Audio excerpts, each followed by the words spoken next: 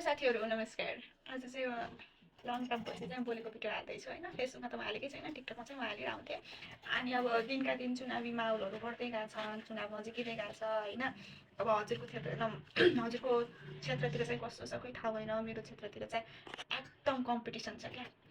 छुटाउनुको लागि सागर थका उस्तै राम्रो मान्छे, चन्द्र भण्डारी उस्तै राम्रो मान्छे होइन, प्लस प्रदीप केवाली उस्तै राम्रो मान्छे। हाम्रो गाउँमा क्षेत्र नम्बर गुल्मी क्षेत्र नम्बर 1मा चाहिँ अब दुईवटा त पुराना नेताहरू होइन, पुराना राम्रो गर्नुभयो। हाम्रो लागि चाहिँ खुसी छौँ है, त्यस्तो गुनासो गर्नुपर्ने कुराहरू केही पनि छैन, दुइटैले राम्रो गर्नुभएको छ।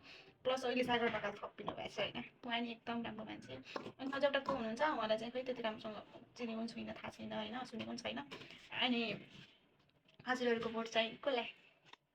म त कन्फ्युज भएको छु, कसलाई दिउँ कसलाई दिउँ। तिनवटामा कुन चाहिँ कुन चाहिँ राम्रो हामी दुईमा भन्ने कि जस्तै भयो कि भोट दिन जानै मन छैन, कसलाई दिनु कसलाई छुट्याउनु होइन। तिनजनै राम्रो मान्छे हुनुहुन्छ। अनि म भोट सायद कोही भने तपाईँहरूको भोट चाहिँ केलाई हो यसो गुनासो गर्नु होला। म त कन्फ्युज भएको छु क्या, तिनजना हुनुहुन्छ, कसलाई छानौँ कसलाई छानौँ कसलाई छानौँ कसलाई छानौँ भएको छ।